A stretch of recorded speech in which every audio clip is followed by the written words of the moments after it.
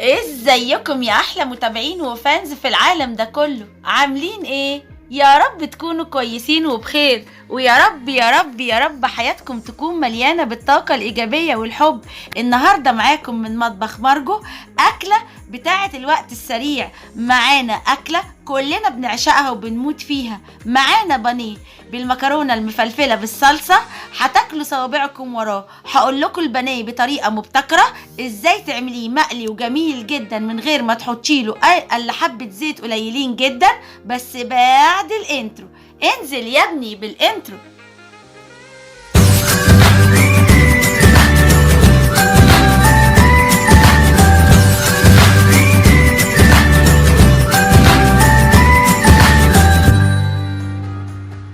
ودلوقتي معايا كمية من البصل، طبعا كمية حلوة من البصل علشان هعمل فيها المكرونة، وكمية تانية حلوة من البصل عشان هنقع فيها البانيه.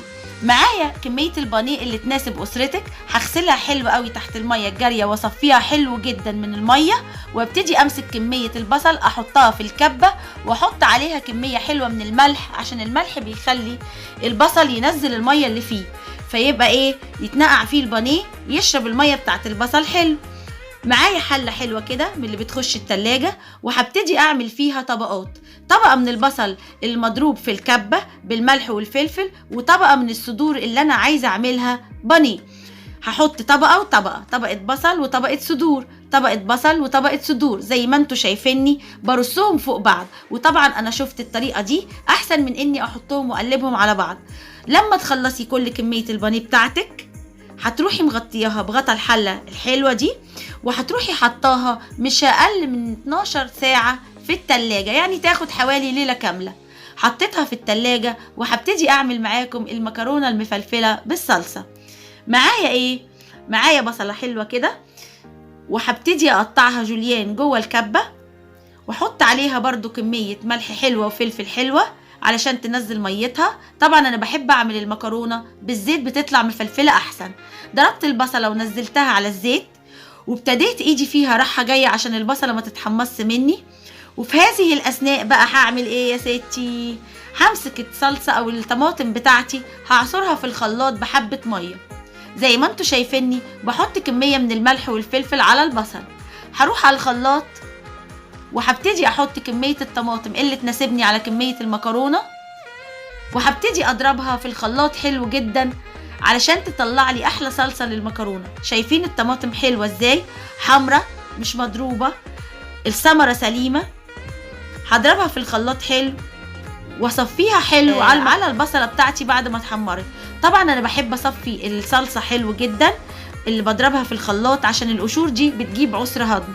ايديا فيها لحد ما تنزل كل كمية الطماطم فوق البصلة. طبعا بعد كده هديها تقليبة حلوة واسيبها تتسبك على مهلها. شايفين المنظر؟ منظر الطماطم حلو قوي. دلوقتي عندي حلة تانية على النار، هحط فيها مية مغلية من الكتل وكمية من الملح، وهبتدي اسلق المكرونة بتاعتي. طبعا نوع المكرونة لازم يكون حلو، وانتي بتسلقيه لازم ما تتكيش عليه قوي في السوا، تسيبي فيه تكة كده علشان خاطر المكرونة لما تنزليها في الصلصة ما تعجنش منك. الصلصة معايا اتسبكت وبقى شكلها حلو، فاضل لي حاجة بسيطة واطفي عليها، وايجي في المكرونة لقيتها استوت السوا المعقول، مش لازم تتهرى. هبتدي انزلها في مصفى جوه الحوض، وابتدي انزل عليها ميه عاديه من الحنفيه علشان خاطر تبرد وتنزل كميه النشا اللي جواها ما تعجنش. الصلصه معايا اتسبكت، شايفين البابلز اللي بتبقى جوه الحله دي؟ معناها ان الصلصه اتسبكت. هطفي عليها وهبتدي اطلع البانيه بتاعي من التلاجة. هبتدي انزل من عليه الكفر اللي انا كنت حطاه عباره عن بصل وملح وفلفل. هنضفه خالص من البصل. شايفين معايا حته ورا التانيه. معايا طبق فيه شويه ملح وفلفل وبضايه وحوالي صباعين من الزيت النضيف. طبعا كلكم هتستعجبوا ان انا بحط على البيض زيت، بس هو ده اللي بيحافظ على الكفر ما ينزلش من على البانيه. وخليكي معايا لاخر الفيديو هتشوفي. ضربت البيضايه بملح وفلفل وشويه الزيت، وابتديت اطلع البانيه واحده واحده، احطها في البيض مع الزيت اللي مضروبين، وارجع احطها في البقسماط وادوس عليها حلو قوي بايديا. شكل البانيه جنن، شكله وهو محطوط في الصينيه يشهي. ودلوقتي لما هيتقلي اكتر جوه الفرن مش على النار من فوق، طعمه وشكله هيبقى جنان، وغير كده هيبقى هضمه سريع ومش هيعمل مشاكل لحد، هيبقى خفيف على الجيب وخفيف على المعدة. انتوا عارفين ان الزيت الايام دي غالي. خلصت كل كمية البانيه بعد ما حطيتها في البيض وبعدين في البقسماط. هسيبها تريح ما يقرب من 2 أو 3 في التلاجة وتشمع. بعد كده او قبل الاكل على طول هطلع الصينيه بتاعتي، احطها جوه الفرن، وطبعا الفرن هيبقى سابق التسخين، وهبتدي ما افتحش عليها نهائي الا لما الاقيها زي ما انتم شايفين كده لونها بقى بيج او مصفر شويه، يعني الوش بتاعها ابتدى يستوي.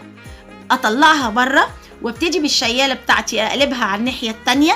شايفين منظر البانيه جنن، ريحته تحفه، يامي يامي. عاشت ايديك يا شيف مارجو، احلى بانيه ده ولا ايه؟ اخف بانيه هتاكليه في حياتك، البانيه اللي بيتحمر في الفرن. حطيته في الفرن عشان يكمل التحميره بتاعته، وطبعا هتابعه من بره عشان ما يتحرقش. كميه الزيت قليله قوي زي ما انت شايفه، وزي ما قلتلك هيطلع خفيف جدا وسهل في هضمه. خلصت اكلتي، هبتدي اغرف كميه المكرونه اللي انا عايزاها بعدد افراد اسرتي مع حبه خيار مخلل، وهطلع صينيه البانيه اللي تجنن اللي ريحتها قلب البيت. وهبتدي دلوقتي اوريكي. بصي كفر كل حتت البانيه ما وقعش ولا واحد من عليه الكفر بتاعه. حاجه افتح لك حته هتلاقيها جوسي من جوه والكفر ما وقعش عليها من بره. احلى بانيه واحلى مكرونه هتاكليهم مع الشيف مارجو. شايفين ازاي جوسي؟ شايفين ازاي الكفر بتاعها ما وقعش؟ دلوقتي اللي تابعني في اكلتي الجميله دي يكتب لي تعليق حلو زيه ويقول لي هو بيتابعني منين. عاشت ايديك يا شيف مارجو ولا لا؟ تابعوني في الطبخه الجايه واستنوني واكتبوا لي كومنتات حلوه زيكم. بحبكم كلكم. باي باي.